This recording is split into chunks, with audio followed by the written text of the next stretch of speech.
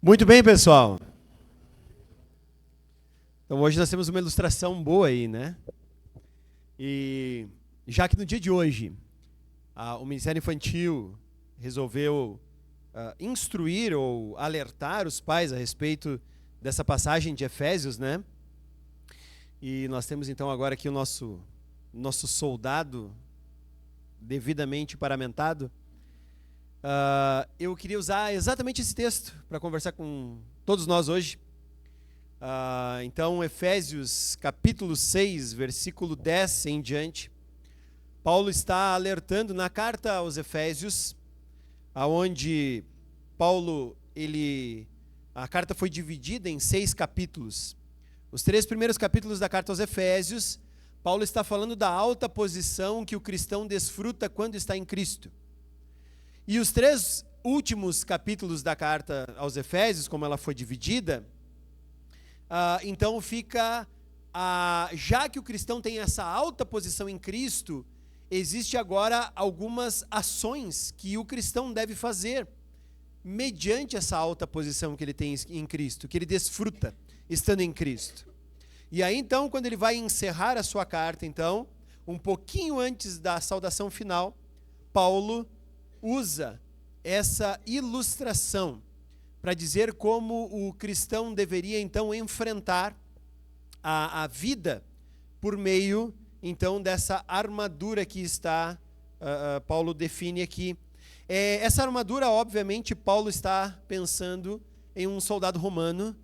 Afinal de contas, essa armadura aqui para a guerra como é feita nos dias de hoje, ela seria de pouca valia, né?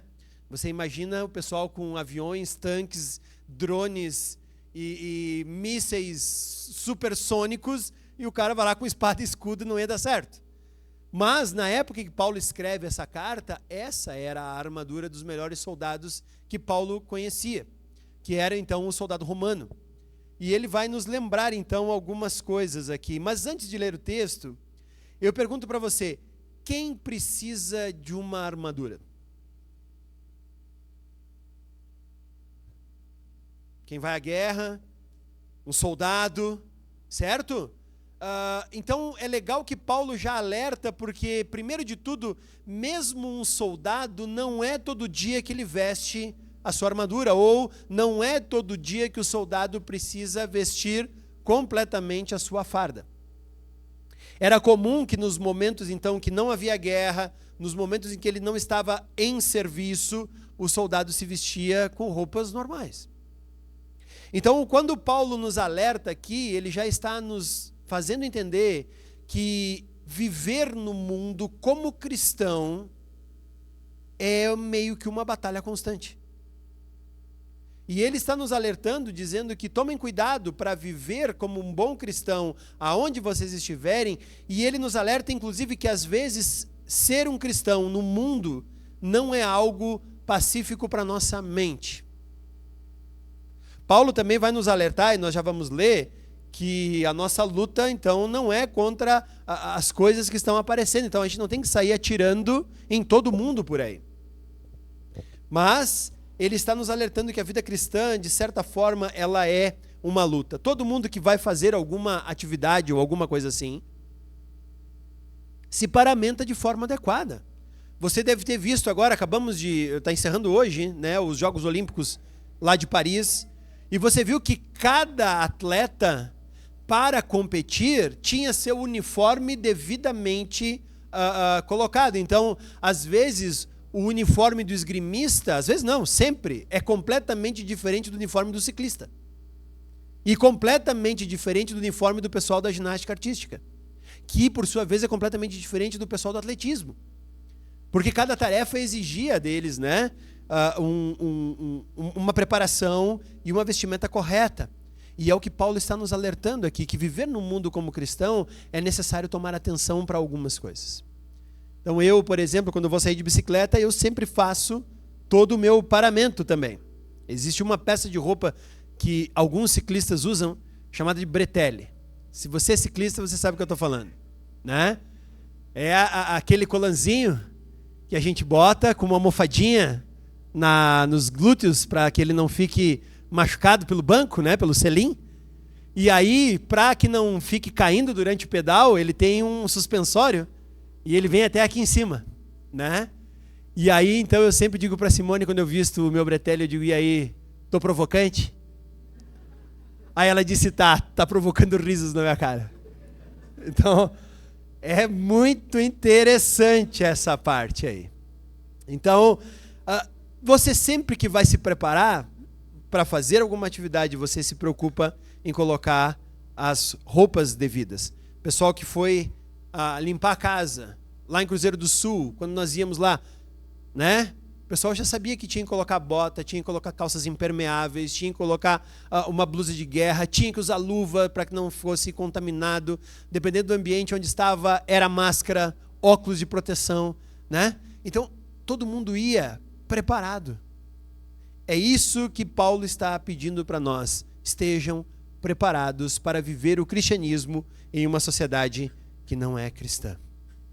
Então, Paulo vai falar assim agora em Efésios capítulo 6, versículo 10, finalmente. Prestem atenção nesse versículo 10.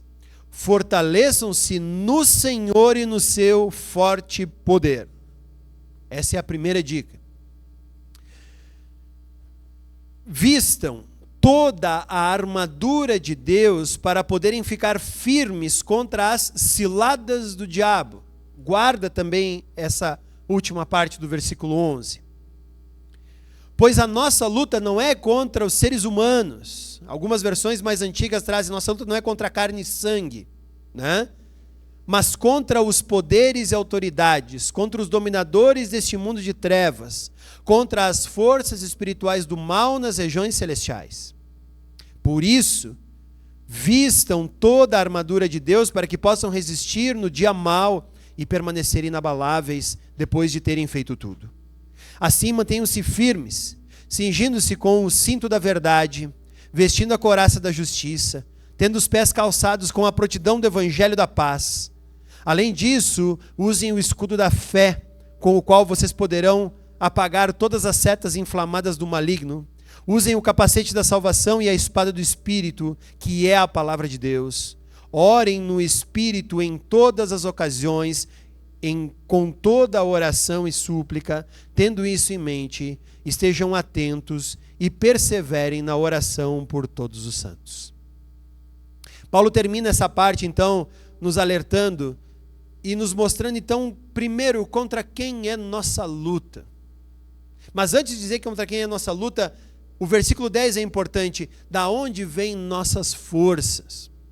E elas não vêm dos nossos músculos, ela não vem da nossa mente, ela não vem por meio da nossa ira, ela não sai da nossa sabedoria humana. Primeira coisa que Paulo fala é: fortaleçam-se no Senhor e no seu forte poder. Não sou eu que faz a coisa acontecer, não sou eu que tenho que ser forte, mas eu tenho que utilizar a força do Senhor. Então, a força de um cristão, ela brota de Deus. Segunda coisa que Paulo vai nos alertar, então, é contra quem essa luta é traçada, é feita. Porque a maioria de nós, ainda que cristãos, crê que no mundo nós temos que travar uma luta contra pessoas. E cada vez mais eu tenho visto cristãos se inflamarem contra pessoas. E cada vez mais eu vejo cristãos dizendo que o problema do seu crescimento espiritual são pessoas. E Paulo nos alerta claramente aqui: a nosso conflito não é contra o teu cônjuge. Às vezes nós achamos que é, e nos inflamamos de ira contra o cônjuge. E acabamos brigando e criticando um ao outro. E eu vou dizer, não é contra teu cônjuge a tua luta. Outra coisa, tua luta não é contra teus filhos. Não é contra eles que você tem que inflamar-se e fazer as coisas acontecerem. Não são eles que te tornam melhor ou pior. A tua luta também não é contra teus pais. Não são os teus pais que estão, as pessoas com quem você tem que lutar nesse mundo. A tua luta não é contra os professores. Que às vezes nós achamos, né, que não, é aquele professor que está pegando no meu pé, porque não sei o quê. Também não é contra os alunos que esses professores têm. A tua luta não é contra o teu chefe, contra os chefes, os líderes que você tem na tua empresa. A tua luta também não é contra teus funcionários. Não é contra os funcionários que você tem que se irritar. A tua luta não é contra os teus vizinhos. Não é contra as pessoas que moram ao teu redor que você tem que se inflamar de raiva. A tua luta também não é contra os políticos. Não é contra os políticos que nós temos que lutar bravamente com essas armas que Paulo nos diz aqui. E principalmente a nossa luta não é contra pessoas que pensam e têm ideologias contrárias às nossas. Que às vezes eu vejo que isso é um grande problema porque a igreja está lutando contra inimigos que não são os seus inimigos diretamente. O problema é que passar uma vida inteira lutando contra um adversário errado gera frustração, cansaço e, pior de tudo, ineficiência. Nós vamos gastar dinheiro, nós vamos gastar pensamento, nós vamos gastar recursos, nós vamos gastar fôlego, forças físicas. E vou dizer para você, se nós lutarmos contra o inimigo errado, não vai adiantar nada. Não vai adiantar nada. Nós, cristãos, lutamos primeiramente contra a nossa própria natureza. Contra o nosso próprio pecado.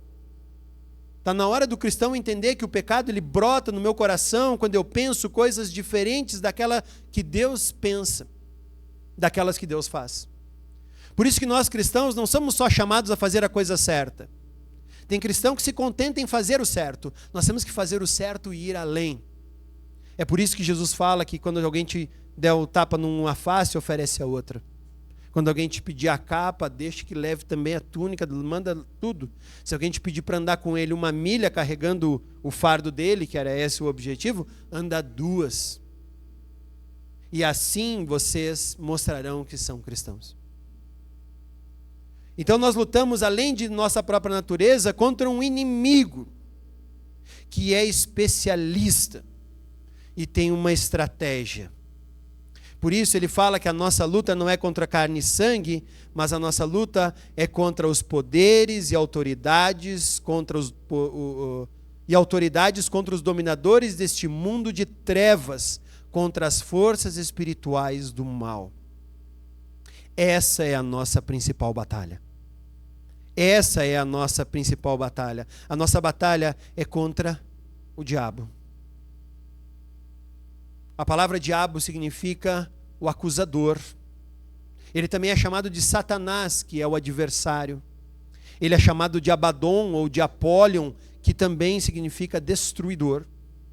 Ele é o tentador, aquele cuja sua ação é tentar.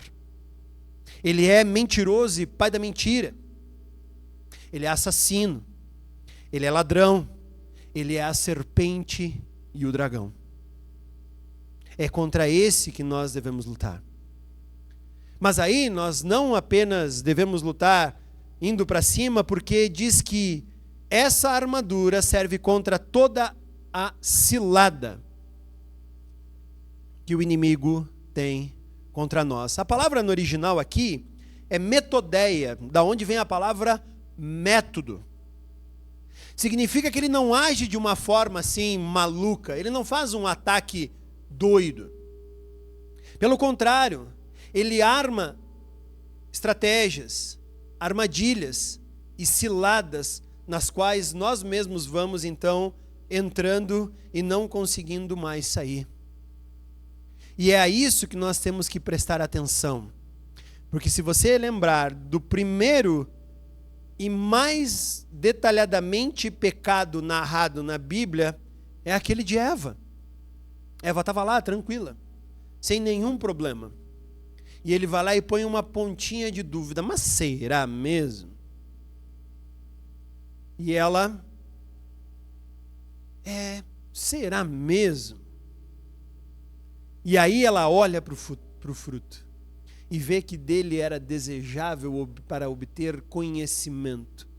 Aproximou-se, tomou o fruto e comeu. E aí agora, a partir desse momento, ela descobriu que ela tinha caído em uma armadilha. Porque quando ela toma e come, oferece a seu marido, ele também toma e come, os olhos dos dois se abriram. Mas se abriram para quê?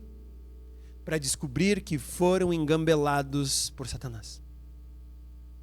É por isso que eu digo que, primeiro de tudo, a tua luta é contra o teu próprio coração. Nós temos que tomar consciência de que nossos desejos, em sua grande maioria, precisam passar pelo filtro divino para ver se eles são ou não devidamente corretos, dignos. Mesmo eu sendo cristão, eu preciso, a cada momento em que eu vou fazer alguma coisa, pedir para Deus se aquilo está correto ou não. Esses dias eu estava lendo um autor e ele disse assim: o maior fracasso da vida é ter sucesso em todas as coisas que te afastam de Deus. E é verdade. Ele disse: se o teu trabalho está te afastando de Deus e você está sendo bem sucedido lá, você está sendo um fracassado. Se todo o que você está fazendo com o dinheiro que você ganha, e Deus está permitindo você fazer, você está usando e fazendo coisas que te afastam de Deus, você está sendo um fracassado. Se tudo que você está fazendo na tua vida é pensar em coisas que vão te dar sucesso, mas esse sucesso te afasta de Deus, lamento dizer, mas biblicamente você está sendo um fracassado. Essa é uma cilada do inimigo. Dizer para você: continua, não vai, não vai dar nada. Está tranquilo, mais uma vez. Queira tudo que você quer, e tudo que você quer é direito, é correto, e não tem problema nenhum. Tudo que você gostar, vai lá, use, desfrute, porque isso faz bem. E aí nós esquecemos que Paulo já falou isso aos Coríntios, dizendo: tudo me é lícito, mas nem tudo me convém. Nem tudo edifica. Nem tudo é bom. Então, o interessante é que às vezes é necessário que eu refreie alguns desejos do meu próprio coração. E o nosso mundo nos dá um monte de oportunidades para cairmos em uma cilada. Esses dias eu peguei a estrada até o litoral, a Rota do Sol, famosíssima, e eu descobri que se eu não dirigisse com um pouquinho mais de atenção, eu não chegaria até o litoral. Por quê? Porque o que tem de buraco, pelo amor de Deus. E se eu não cuidasse só dos meus buracos, eu tinha que cuidar dos outros motoristas desviando os buracos deles, para nós não nos encontrarmos no meio de um desvio desses e nos acharmos, né? Então olha como é interessante. A vida também é assim. Às vezes não percebemos, mas há muitos buracos colocados estrategicamente para que talvez você e eu caiamos em um, ou talvez em mais. E o mundo está nos dizendo que a armadura que Paulo está propondo aqui está errada, equivocada. Para de pensar nessa armadura. Para de pensar no Evangelho, no Espírito, na verdade, na justiça, na fé, na salvação. Isso aí tudo é balela. O mundo nos ensina uma outra armadura, da qual nós estamos tentando nos encoraçar agora de forma muito forte. A primeira armadilha que o Satanás coloca na nossa frente é o materialismo. O mundo diz: você tem que ter muita coisa. Para ser feliz, para conseguir, você tem que ter bastante coisa. Então nós vamos lá e vamos nos enchendo de tudo que é bugiganga que o mundo nos oferece. Tudo, simplesmente tudo. Tudo aquilo que durante milênios o ser humano nunca precisou para usar, nós precisamos. Não tenho nada contra, mas pensa, eles fazem você trabalhar para comprar um descascador de abacaxi. E nós compramos, porque a propaganda é tão bem feita que ela te faz dizer: cara, como é que eu não comprei ainda na minha vida um descascador de abacaxi? Eu preciso disso. E nós vamos lá e comprar. E até hoje nós descascamos abacaxi como? Com a faca, o facão lá. De vez em quando descascamos o dedo. Mas tudo bem. Faz parte. Né? Diz a Simone que eu descasco mais o dedo que o abacaxi. Vamos, né? Vamos ver. E a gente vai comprando tudo que é parafernália. Tudo, simplesmente tudo. Por quê? Porque dizem que nós temos que ter. Esses dias eu estava olhando como era o Tour de France em 1960. E aí botaram o Tour de France em 1922.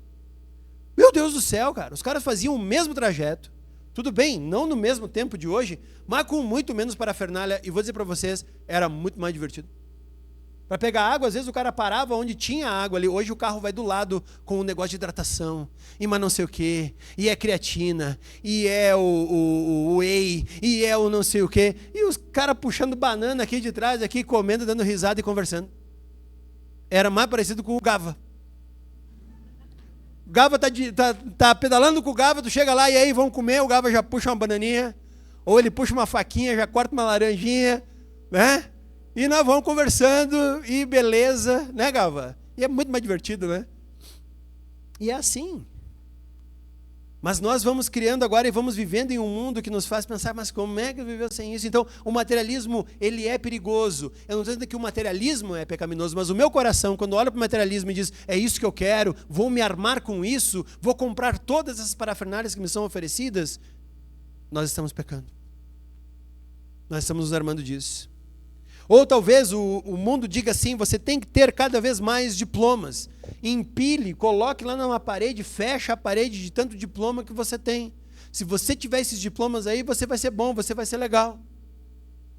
E aí nós temos diplomas e conhecimento de tudo quanto é área. Mas o Fofo estava me falando, cadê o Fofo?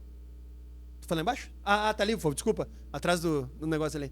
Né? Ele estava me falando que fizeram uma pesquisa esses dias, não lembro agora onde, num país, e perguntavam para as pessoas assim, você é cristão? Sim, sou cristão. Me fala um versículo. Qual o teu versículo favorito? E os cristãos não sabiam.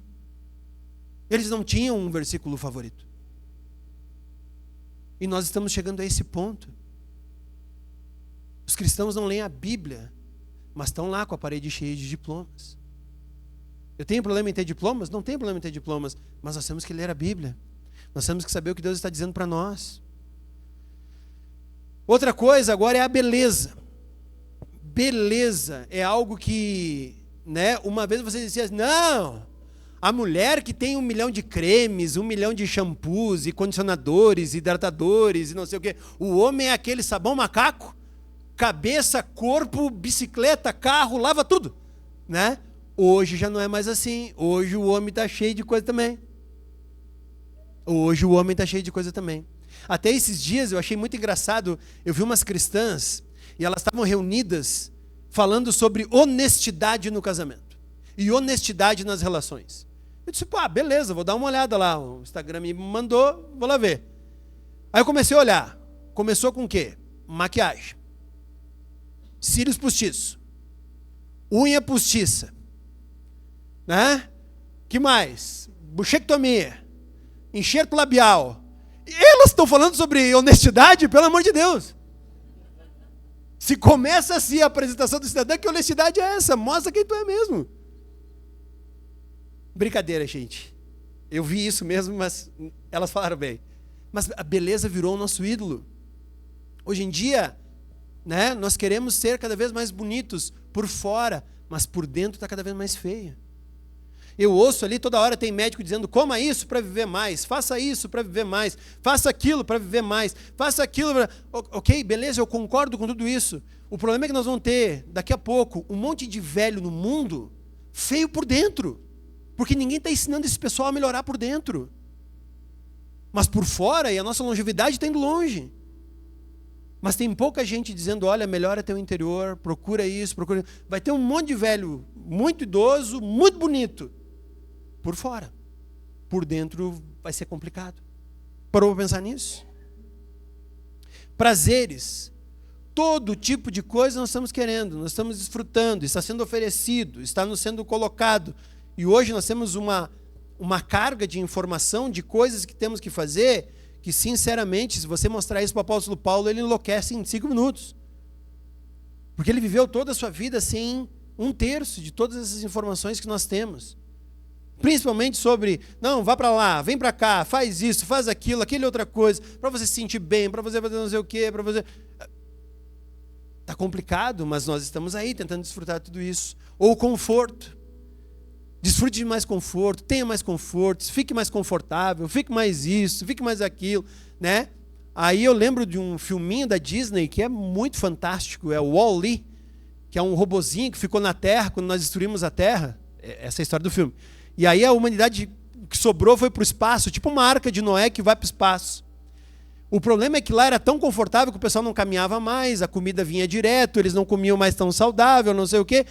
Resultado é que essa galera estava tão confortável que quando pedia para ele, sai correndo daqui até lá, eles não conseguiam.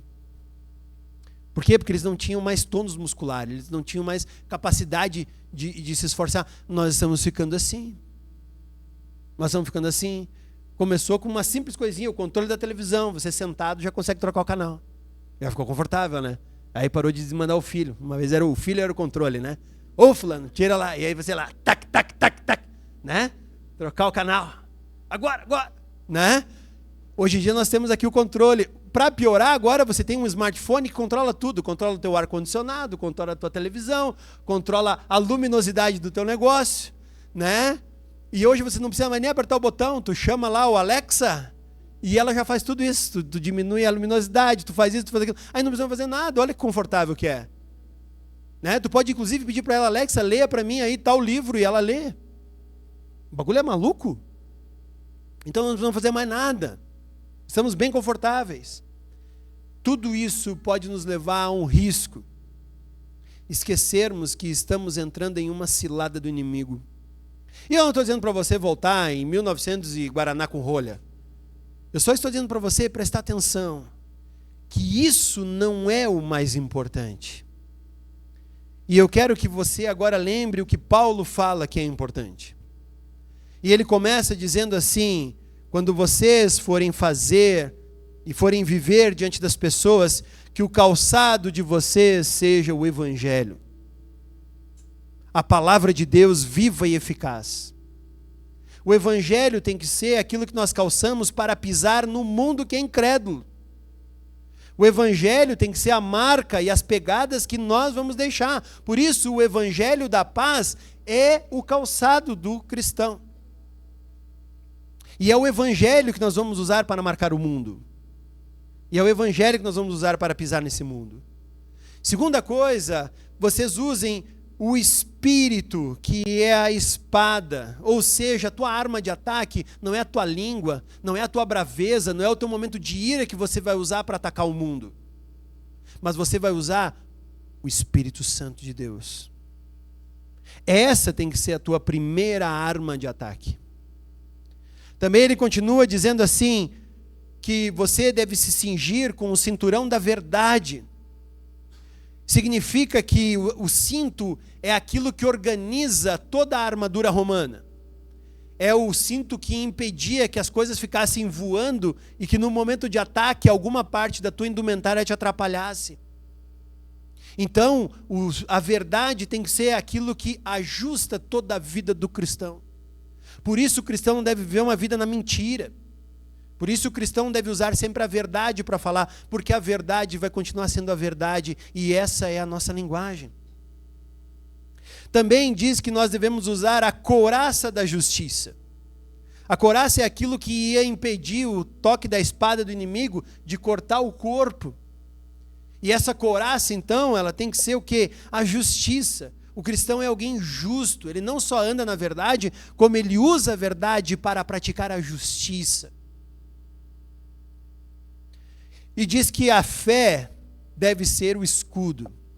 Ou seja, quando você tiver que se defender, não são teus bons argumentos, não são teus bons advogados, não é as causas que vão te ajudar, mas sim a tua fé. O cristão usa a sua fé para se defender de um mundo incrédulo. E é a única coisa que nós precisamos usar. E por fim, o capacete, que é aquele que vai proteger a parte mais importante, que é a cabeça, o centro de todas as coisas, é a salvação. O fato de sermos salvos em Cristo nos garante a proteção daquilo que é o mais importante. É assim que nós devemos viver como cristãos, mas mais do que isso. Aquela luta que você luta vai mostrar para os teus filhos, e agora falando diretamente aos pais, o que realmente é importante. Aquilo que você se prepara para lutar é o que vai mostrar para as crianças aquilo que realmente é importante.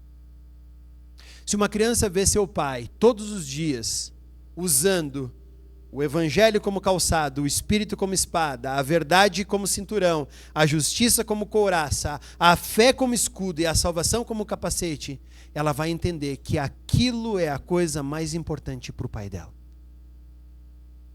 Mas se ela nos vê nos armando de materialismo, diplomas, beleza, prazeres e conforto, e tudo isso é o que nós mostramos todos os dias para elas, ela vai entender que essa é a coisa mais importante para ela. O filho, seja mãe, seja pai, ele é um imitador dos seus pais em muitas situações. E aquilo que os filhos veem os pais se vestirem são as batalhas que ele vai considerar importante para ele mesmo. Quais batalhas as crianças aqui da nossa comunidade têm visto a gente se preparando para enfrentar? Qual é a armadura que eles estão vendo todos os dias nós vestirmos? Qual é o exemplo que temos dado? Porque isso sim faz a diferença. Há muito tempo isso faz a diferença e eu quero te convidar a abrir um trecho da Bíblia que está lá em Deuteronômio. Capítulo 6. É um texto muito conhecido. Deuteronômio, capítulo 6, versículo 4.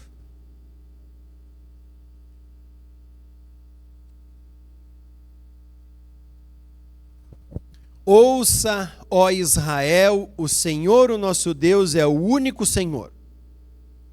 Ame o Senhor, o seu Deus, de todo o seu coração, de toda a sua alma, de todas as suas forças. Que todas essas palavras que hoje lhe ordeno estejam em seu coração. Qual? Ame o Senhor, o seu Deus, de toda a sua alma, de todo o seu coração e de toda a sua força. Versículo 7. Ensine-as com persistência a seus filhos. Converse sobre elas quando estiver sentado em casa, quando estiver andando pelo caminho, quando se deitar e quando se levantar. Com o que você tem que conversar com o seu filho em todas essas circunstâncias? Quando você estiver em casa, quando estiver andando, quando se deitar e quando se levantar? Ame o Senhor, o seu Deus, de todo o seu coração, de toda a sua alma e de todas as suas forças. Amarre-as como um sinal nos braços e prenda-as na testa. Escreva nos batentes das portas da sua casa e dos seus portões. O que nós temos que escrever? Ame o Senhor, o seu Deus, de todo o seu coração, de toda a sua alma e com todas as suas forças. O que é que nós temos conversado? Sobre o que nós temos, ou o que nós temos amarrado em nossas testas e no nosso braço? E o que nós temos escrito nos batentes das nossas portas? Se não é, ame Senhor teu Deus de todo o seu coração, de toda a sua alma, de todas as suas forças, eles vão entender que é aquilo que foi escrito. Então quem instrui a criança e diz para ela quais são as lutas dignas de serem lutadas e a armadura digna de ser armada, é o exemplo. É o exemplo de uma igreja, de um pai e de uma mãe, e de uma sociedade aonde ela cresce. Então hoje é o dia dos pais. É o dia do momento de nós desfrutarmos desse presente, mas desse presente com responsabilidade que Deus entrega para cada um. Mas não só os pais, porque é fácil abandonar os pais, acusar os pais e dizer que a culpa é dos pais. Mas nós como amigos, nós como tios, nós como amigos da igreja, da família Aliança, o que nós temos ajudado e instruído aqueles que estão lá embaixo agora? Porque isso vai fazer a diferença. E se nós não ensinarmos eles a lutarem esta batalha, nós vamos talvez ter que chorar a falha que eles vão ter diante do mundo por lutarem uma batalha que não era deles, contra um inimigo que sequer eles sabiam que estavam lutando. E depois, quando as coisas acontecem, nós nos lamentamos muito. mas nós precisamos continuar ensinando a todos eles o que realmente importa. Agora, nesse momento, eu vou fazer uma oração e as crianças vão subir aqui, né? Vai ter mais alguma coisa aqui. Senhor Deus, obrigado pela Tua palavra viva e eficaz. E obrigado porque nessa Tua palavra nós ouvimos o apóstolo Paulo nos ensinando aquilo que realmente é importante. Aquilo que realmente importa. A batalha que nós devemos realmente traçar. Não simplesmente aquela batalha que o mundo diz que nós devemos lutar, porque nós sabemos que aquilo é só uma sombra, é um inimigo invisível, que o mundo diz que a gente tem que ficar batendo para ser bem-sucedido. E na verdade não é. Nós queremos, no meio desse mundo todo, que não conhece a Tua palavra, o Teu amor e a Tua graça, olharmos e identificarmos o nosso inimigo e usarmos a Tua armadura para lutar contra ele. E, Senhor, que nós possamos fazer ser real o fato de que o Evangelho, o Espírito, a verdade, a justiça, a fé e a salvação são as coisas das quais nós temos que nos vestir e nos despir de tudo aquilo que não é de Ti, de tudo aquilo que não é Teu, de toda cilada, de toda armadilha que o inimigo traça e nós acreditamos de forma tão ingênua. Senhor, nos ajuda como comunidade, como cristãos, a estarem lutando a luta verdadeira. Que Tu nos ajude, cada um de nós, a instruirmos, a ajudarmos e estarmos juntos com cada pai que está hoje aqui. Que nós possamos estar junto com eles em cada um desses momentos. Que nós não coloquemos sobre eles um peso, pelo contrário, Pai, nós sejamos como comunidade alguém que está lutando junto com eles. Para que a luta deles seja uma luta mais leve, seja uma luta mais eficaz. E que o fato de Tu teres presenteado eles com filhos seja também para nós um privilégio e possamos andar com eles e ajudá-los nessa tarefa tão importante. Ao mesmo tempo, Senhor, que Tu nos dê como igreja o privilégio de termos esses pais, de ajudarmos, de estarmos juntos e de nos satisfazermos, porque esses são os pais que Tu colocou debaixo da nossa igreja, da nossa comunidade. E além disso tudo, que como comunidade possamos receber esses filhos que Tu entregou a cada um desses pais, mas ao mesmo tempo entregou para a nossa comunidade.